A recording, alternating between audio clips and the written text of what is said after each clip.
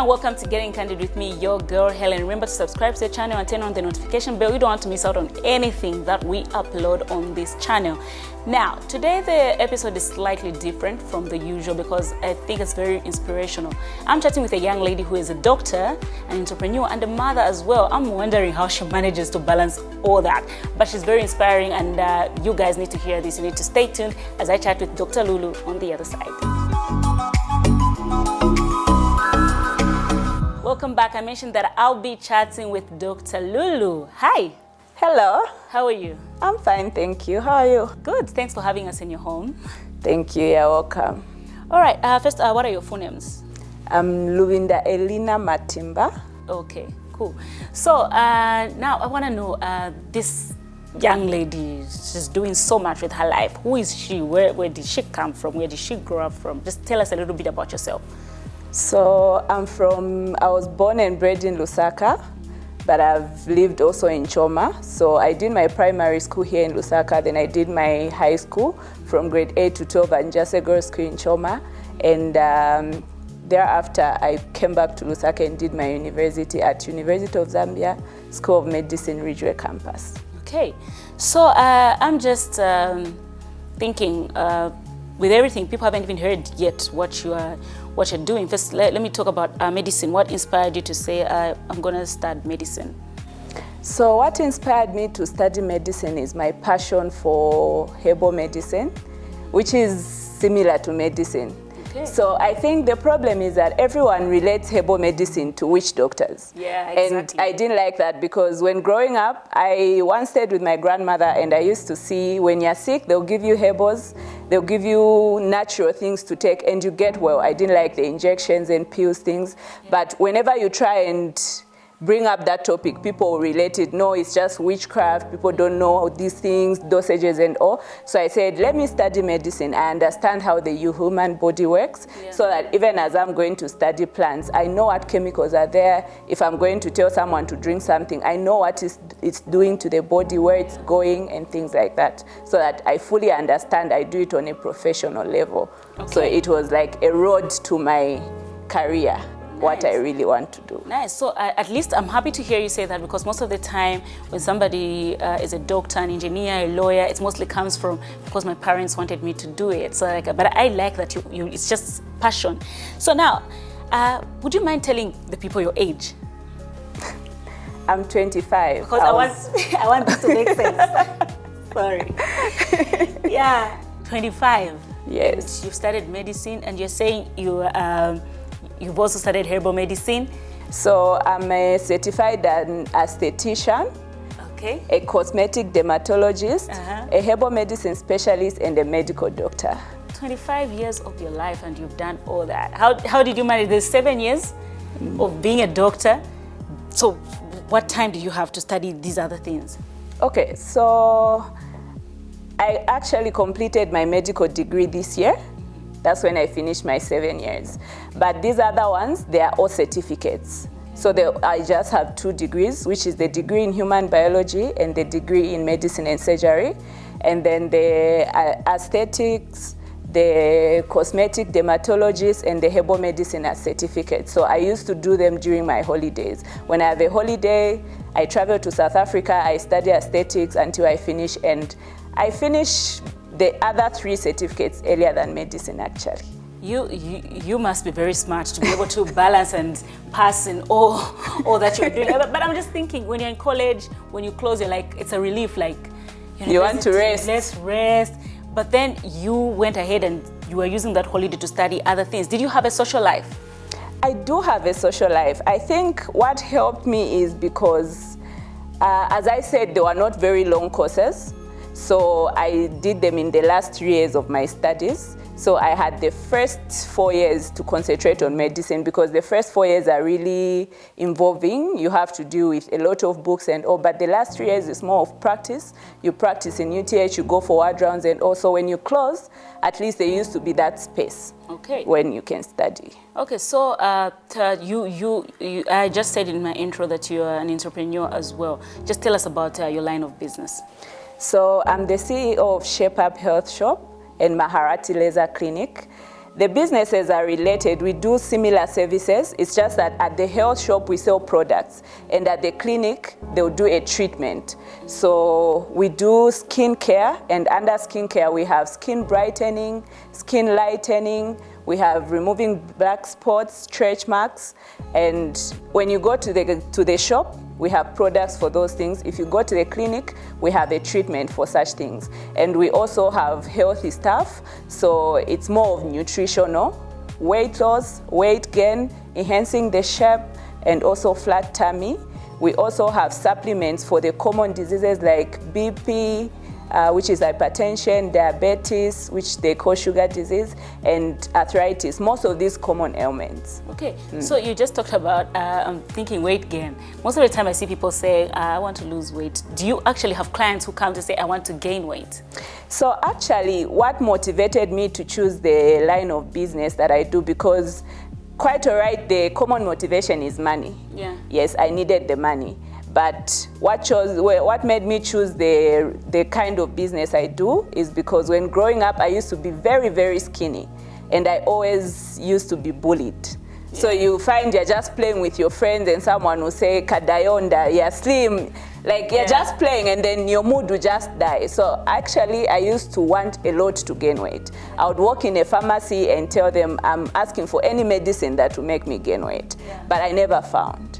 So it took time until in my 4th year, I tried something that worked. And the time I decided to start business, I'm like, okay, I used to struggle with this thing. I'm sure there's one person out there I can help gain confidence like I did, because I wasn't confident. I wouldn't go in public places. I wouldn't wear certain things. But after I managed to get the body that I want, I was so confident and I was happy with myself. So I wanted to help someone out there. So it's still up to now my stronghold in business, weight gain and enhancing the shape. Wow. Yes. That's nice. That's very impressive. So how's the market in Zambia? Is it appreciating? Do you have competition? Or you don't have maybe any competition? Maybe you're the only one. So I think the businesses, I started in 2018. That's when I opened my first store in Kabwata. And we now have 6 branches. We have in Livingstone, Kitwe, Kabwe, and 2 in Lusaka, Kabwata, and North Mid. It's growing pretty fast. You might think I don't have competition, but I have a lot of competition. And I think what has helped me stay on the market is that my products market themselves. So me personally, people will see me and like, this is not how you wear. How come you've changed? And I'm like, oh, this is what helped me. You can come and purchase. So half of our clients, we find them on social media platforms, and half we find them from referrals. So people see results from other people and they come. So I think the only way to beat competition, number one, is have things that work. People want to see results. People have the money, but they want results. So as long as they see the results, they are willing to buy and pay. The second one is, I think, not to concentrate on what the competitor is really doing, but trying to figure out a problem in society and solving that problem, because if you're going to look at what your competitors are doing, you're going to be behind all the time, trying to see what they are bringing and you copy. But if you concentrate on seeing what problems are there and how you're going to solve it, you always be ahead of everyone. Have you ever experienced a client who says, I'm not satisfied, I wanted this and you didn't give me what I wanted? And how was that? A lot. It happens. And I can say the products are 80% see results, then a 20% that don't, and which is a huge number. So if you are going to have 100 clients, you deal with 20 who haven't seen results. So we have one of the ways we deal with this is that we have a range of products that do the same thing. So let's say weight gain, we'll have like 3 things that work on weight gain. So because bodies are different and people respond to different products, you find if this doesn't work for you, you try the next one. So the key thing is being honest. When clients come, they just don't buy, they'll consult. So you advise them to say, we think this might work and it works like this. And you open up to tell them to say, not everyone sees results. Some people don't. Some people are fast. Within 1 week, they come, they have changed. Some, they'll take 3 months. It's a whole range. So you just open up and someone, you find that they already understand to say, maybe I might respond like this or that. It's better than lying to say in 3 days you would have changed, because when you tell the truth, someone knows how to expect. So I think people understand when you tell them the truth in the beginning. Okay, great. Let's just take a break. We'll continue chatting after this. Thanks. don't go to another channel.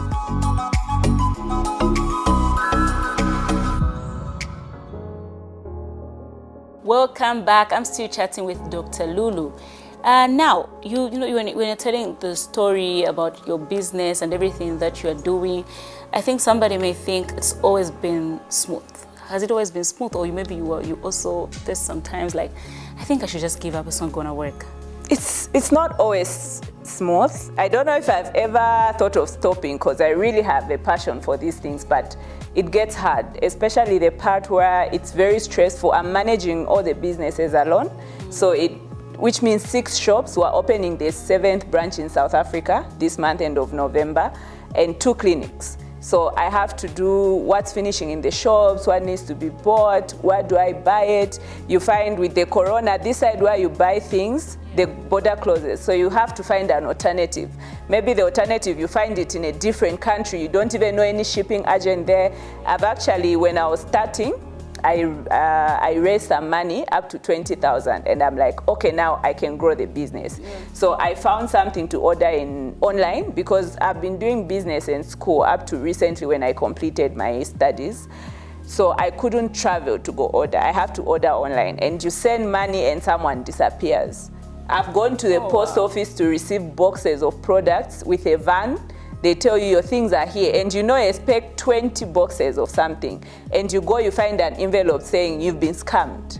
What? So ordering things online is up to now, like last week I received a blouse instead of a product I had ordered. Oh, no. So those are the challenges when you're ordering online, and with Corona we've not been able to travel and whatnot, so it's not always smooth, but I think the passion keeps me going. Okay. What would you say, I think obviously there's a strength that you hold that has kept you going. What would you say is your biggest strength? I think my biggest strength is my brain. Yeah. It amazes me sometimes. I'm like, how did I think about this? Yeah. I think most of the things that people find challenges with, I'll just find an easier way to go about it. I think that's how I managed to do a lot of work in school at the same time. Even in school, I was never the girl who's always on books. Yeah. I'll be doing business, I'll be doing motherhood, I'll be doing all sorts of things, and then I'll just study maybe 2 days before the exam and pass. So I think my biggest strength is that I'm able to find easier ways of doing things. Nice. And weakness?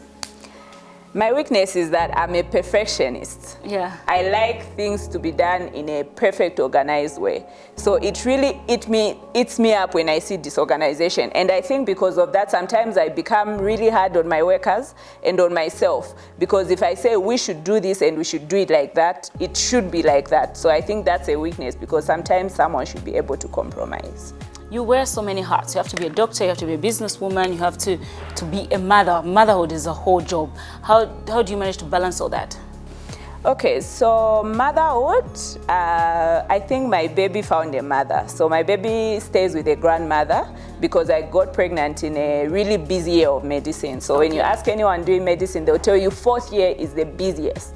And that's the year I got pregnant in. So after a few months after I delivered, I had to give my baby to the grandmother, and he's still with her because I'm very busy.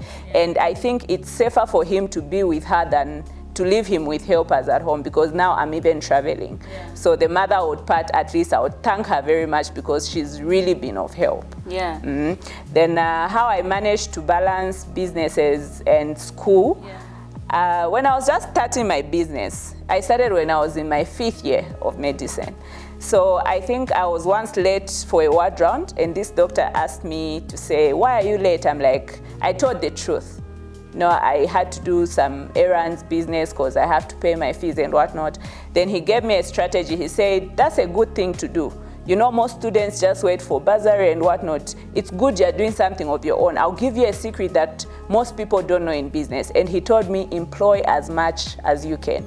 Yeah. The more the production, the more the workforce, the more the production. So I think my strategy is having a lot of workers. It's easier to manage people, to say, you go get this, So the only thing I have to do is the management work, like organizing, ordering and whatnot, but I've got a lot of people on the ground to help. Nice. Okay, the kind of I like how you just tell yourself, I'm going to do this, and you do it. What kind of a home did you grow up from? Is it a home that had a lot of... Did you get that from your parents? I would love to know the kind of family that you come from, really. What kind of drive they had? I grew up with a tough mother. Okay. So I had two moms. Okay. When I say two moms, the woman who gave birth to me, and there's the woman who raised me. Yeah. So I was raised by my auntie, my dad's elder sister. I never got to know my dad. He went missing when we were really young. Oh. So the elder sister to dad got us, and she's a tough woman. She's tough, and I think she made me who I am because she's also done well in life. She's outside the country right now. So it was one thing where even if you get out of 10, 8 out of 10, you'd account for the 2 you got wrong in class. Oh. And if she says, when I come back, I should find you've done this, you should have done. So I think that helped. And I was the oldest girl. I have 2 young sisters. I have 1 elder brother. So him being a man is like the responsibility was on me as a second born. Yeah. So I think that's what helped me. And I grew up with mom alone. She was never married. So I saw how she used to push to provide for the family and whatnot. So I think I grew up in an environment where I don't think a man should be the only provider. Even you as a woman should push. That's true. Okay, so you are very ambitious. I would love to know if you can share with us, if you want to, your plans, future plans in the next 5 years. Where are we seeing Dr. Lulu? So in the next 5 years, I think I'm already doing things I've got a passion for. So the businesses still need a lot of touch-ups. So for the shops, there is still a lot of products I would want to stock. There's a lot of things that people ask for. So just growing the businesses, opening more branches where people keep calling. And I've now got an opening for international market. Mm-hmm. So I'm already opening South Africa. I think we'll need to open Botswana, Namibia, and these other neighboring countries. And for the clinic as well, we only have almost half of the treatments that laser clinics usually do. So I still have the job of bringing all these other treatments. And I think in less than 2 to 3 years, I want to start studying plastic surgery, which are things I already do. Yeah, that's like shaping, flat tummy. So I think surgery is like very healthy because you don't have to take something in. So instead of people traveling abroad to do those things, I want to bring it in the country. I hope to do that. Beautiful. That's beautiful. So just remind people of your businesses, where they are found, what you do, so in case somebody wants to get in touch with you guys, where can they find you? Do you have the numbers they can call, the social media platforms that they need to follow? Maybe, but they can see them down, but maybe you can just say it as well. Okay, so the businesses, the first one is Shape Up Health Shop, where we do with sexual health, we do weight gain, weight loss, flat tummy, enhancing the shape.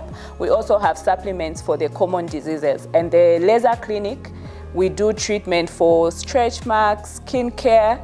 We do remove skin tags, moles. We do glutathione injections, and some of them, I'll put them on the posters on the screen. Nice. Okay. Thank you very much. And where are you found? So Shape Up Health Shop, we're in North Meat, in Lusaka, and in Kitwe, we're found in Kana East. Then the Shape Up Health Shop, we have 6 branches. We have 2 in Lusaka, which is Kabwata in North Mid. We have in Kabwe, in Livingstone, and in Kitwe as well. Okay, so now let me get a bit nosy. You are busy. I want to know if you're dating. Okay, I've been seeing the same man for the past 6 years. Wow. And he's been very supportive. This is the man who was paying my fees. I got independent at a really young age. Yeah. I moved out of my parents' home at 19 years because of the toughness. Yeah. So I wanted to be independent. And from the time I was 19 years, he's been by my side. He paid my fees. I was 100% bursary, but everything else that I needed, I was driving, I was comfortable. Yeah. So up to now, that's the person I'm with. Nice. That's nice. I'm glad that I just wanted to make know sure that I have a social life. Yes, to make sure that you have a social life. What do you do in your spare time? I travel a lot. So the advantage is that the kind of work I do, like organization, I can do it on the phone and on my laptop, doing orders and things like that. So the world is digital. Someone deposits for you money, you buy online, things come, you send someone to get to the shipping company. So I'm able to do it outside my house. And at least per month, I have to travel. Livingstone, Dubai, Durban, and I do it locally most of the time. So I'm always traveling. Good. At least that's how I stay sane. Nice. Now, there's a young person out there right now watching us and thinking, I want to achieve that. But, you know, there's always, we fight ourselves in the brain, like, I can't do it, it's too much. But what can you tell that young person? I just want you to look into that camera and just talk to that young person who is inspired by you and maybe would love to take, maybe not exactly medicine, whatever career they try to choose. Okay, so the first thing I would advise someone out there who want to make it in life is, seek ye first the kingdom of God, and everything else will be added unto you.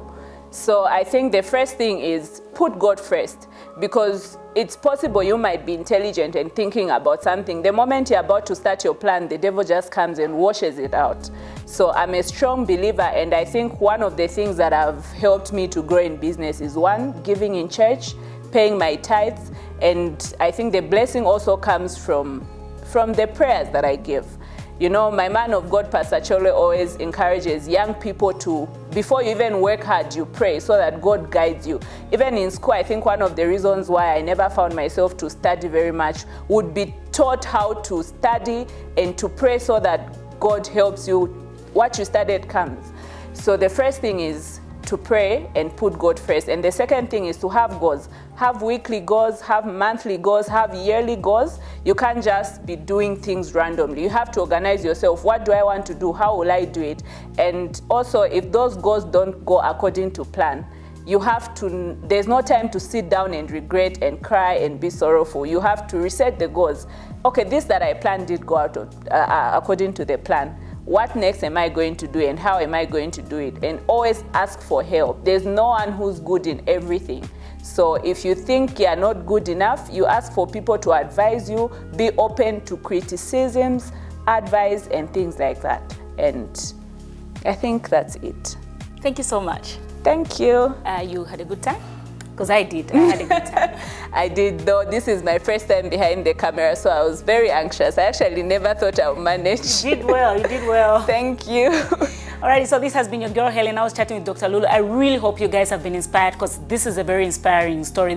Firstly, she's a lady, she's young, and she's done so much, and she's still going to achieve a lot more. So just keep pushing your dreams. Remember to like, subscribe, turn on the bell. You don't miss anything. Bye-bye. And share. Yes.